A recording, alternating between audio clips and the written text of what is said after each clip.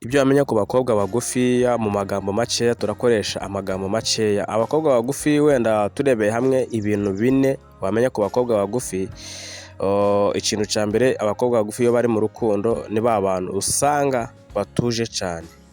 Umukobwa mugufi aba atuje, n'ubundi sinavuga yuko wenda ibitekerezo bye biba ari bigufi nk'uko nawe areshya, ariko byibuze abakobwa bagufi bagira ibitekerezo byagutse. Abakobwa bagufi iyo muri mu rukundo usanga ariwo muntu utekereza mbere y'umusore.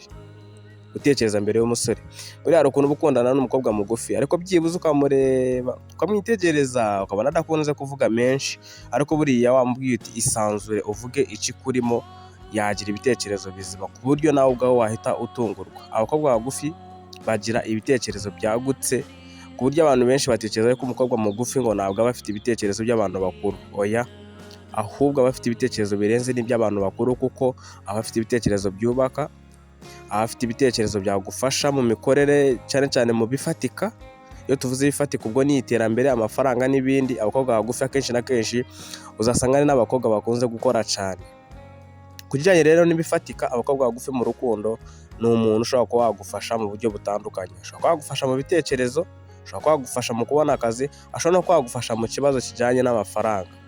Hari ukuntu uba ukundana nawe ku buryo nyine atekereza yuko uyu muntu nubwo dukundana, ariko hari ibyo ngomba kuba nagira gute nakongeraho kugira ngo nawe nyine nyine ibintu byacu bigire gute bigende neza.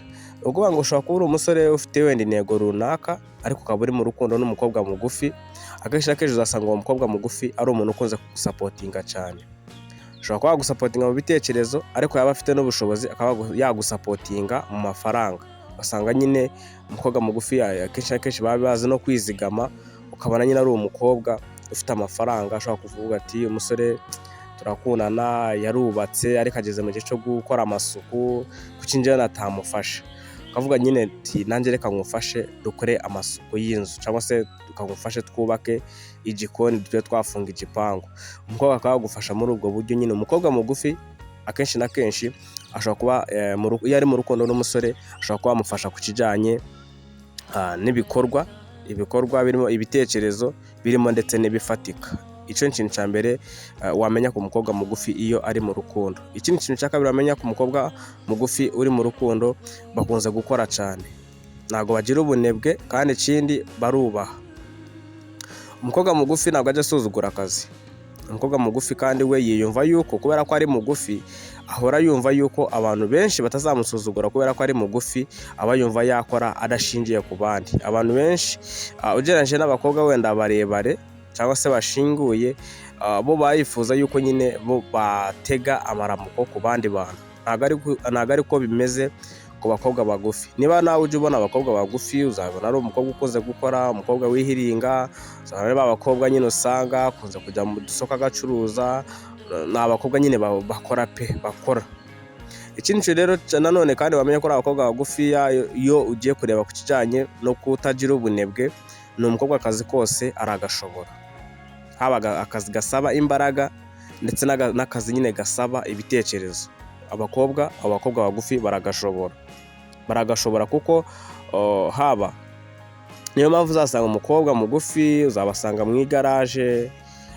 Hari igihe ubasanga niyo baba bakora mu biro, ugasanga ari abakobwa nyine usanga nyine atari abanebwe, wa mukobwa udasinzira cyane. Urumva ko kubera ko aba ari mugufi aba afite nyine n'imbaraga z'umubiri, kandi umuntu ufite imbaraga z'umubiri akenshi na kenshi ntabwo akunze gusinzira. Kwa kundi nyine usanga umuntu ngo buri kanya ahora asinzira. Oya, abakobwa bagufi bahora bari maso, bameze neza, kandi bagira ibitekerezo byagutse. Ariko nanone iyo bigeze ku gukora barakora cyane kandi batikoresheje. Baca umugani ngo ukora muwe nasigana, ariko abakobwa bagufi nubwo baba bakora mu w'abandi, usanga ari umuntu ukora cyane. Iki kintu cya gatatu kandi bamenya ko abakobwa bagufi bakunda abasore barebare, atitaye ngo ni inzobe cyangwa se ni igikara. Abakobwa bagufi bakunda abasore barebare, kubera ko we aratekereza akavuga ati ndi umukobwa mugufi, ndakora cyane, ndubaha, nkora buri kintu cyose, ariko byibuze nje kubona umugabo nzabona umugabo muremure. Impamvu target ya mbere aba afite, aravuga ati ko ndi mugufi, nshatse umugabo mugufi twazabyara abana bangana gute, bareshya gute. Icyo kintu rero umukobwa akakibaza. Iyo amaze kukibaza ahita avuga ati ngomba gushaka umugabo muremure. Ntabwo bajya babenga abahungu, ariko nanone iyo yagize amahirwe akakubona uri umuhungu muremure, umukobwa mugufi yagushyiraho imbaraga ze zose kugira ngo muzabane, kugira ngo uzamugire umugore. Niyo mpamvu uzasanga abagore bagufi mu murenge cyangwa se ahantu hose basezerana mu mirenge, usanga abagore bagufi akenshi aribo biganjemo cyane, ndetse abagabo barebare aribo biganjemo cyane.